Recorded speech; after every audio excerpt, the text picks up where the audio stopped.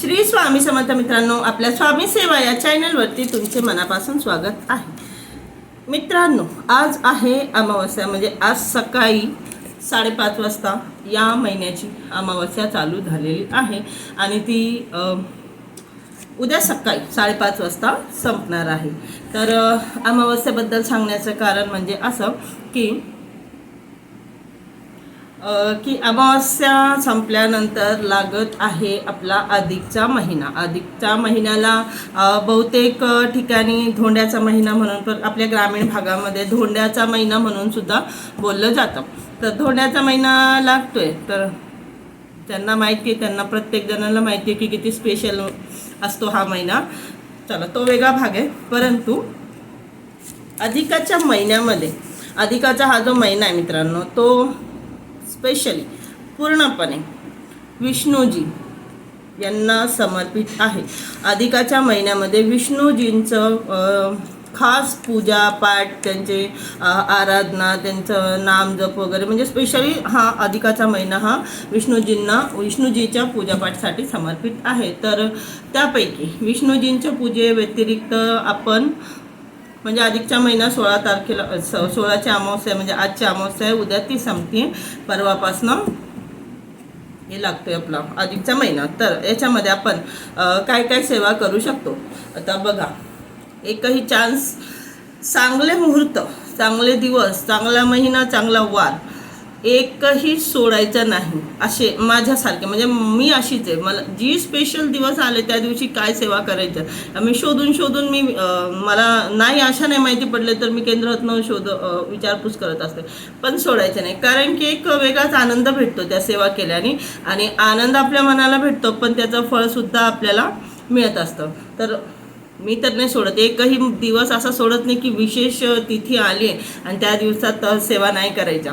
तर बघा, अधिकाच्या महिन्यामध्ये करण्यासारख्या खूप सेवा आहेत। स्पेशली तुम्ही विष्णूजींची सेवा करू शकता, त्याच्यामध्ये तुम्ही विष्णूजींच्या मंत्राची सेवा घेऊ शकता। महिना आहे, जर तुम्हाला महिनाभर सेवा नाही करायची, तुम्ही त्याच्यामध्ये जे गुरुवार येतात, गुरुवारच्या दिवशी विष्णूजींचे मंत्र जाप वगैरे करा। त्या व्यतिरिक्त दुर्गा सप्तशती पारायण करू शकता, पुन्हा आणखी गुरुचरित्राचं पारायण करू शकता, पुन्हा आणखी जे नवनाथांची सेवा करता ते नवनाथांचं पारायण करू शकता। म्हणजे ते गुरुचरित्र स्वामी चरित्र सारामृत या ग्रंथाचं सुद्धा पारायण करू शकता। तर एकूण ओव्हरऑल हा जो महिना आहे मित्रांनो,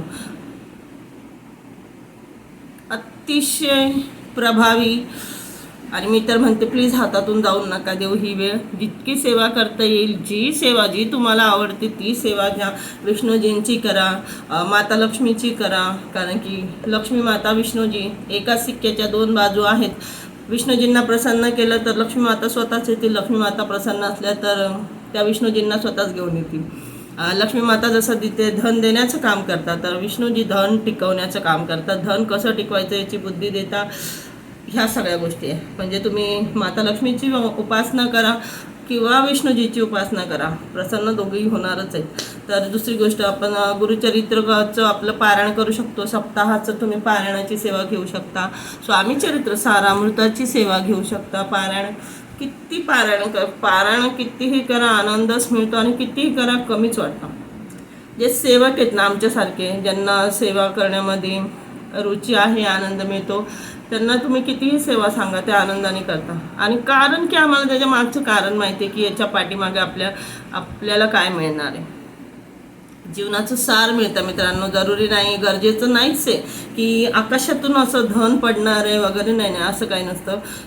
ते काय तो आनंद असतो तो फक्त सेवेकरीला माहिती, जे सेवा करतायत त्यांना माहिती। म्हणून आमच्यासारखे सेवक एकही दिवस सोडत नाही। असा विशेष दिवस अक्षय तृतीया असू द्या, आपले रेग्युलरचे आपले गुरुवार असू द्या, पुन्हा आणखी आपलं काही असे विशेष तिथी येतात, आम्ही तर नाही सोडत। आणि इथून पुढे जर कोणाची इच्छा असेल करण्याची तर प्लीज तुम्ही पण करा। इतकंच बोलू शकते, दुसरं काय नाही बोलू शकत मी। प्लीज करा, चांगलं असतं केल्याने, आपल्याच आयुष्यासाठी खूप चांगलं असतं। आपल्यासोबत आपल्या आपल्या कुटुंबाचं आयुष्य जोडलेलं असतं. कुठे ना कुठे आपण स्वतःसाठी काहीच करत नसतो. आपण जे करत असतो आपल्या फॅमिलीसाठी करत असतो, स्पेशली आपल्या मुलांसाठी करत असतो, आपल्या मिस्टरांसाठी. म्हणजे महिला असतील तर त्यांचं विचारांचं हेच असतं की मुलांसाठी करा, मिस्टरांसाठी करा, मुलांसाठी मागा, मिस्टरांसाठी मागा, आम्ही स्वतःसाठी काहीच करत नसतो. तर महिला असतील तर आत्तापर्यंत माहिती नसेल, आता माहिती झालं आहे. धोंड्याचा महिना लागतोय, उद्यापासून चालू होतोय, सुरुवात करायची करा.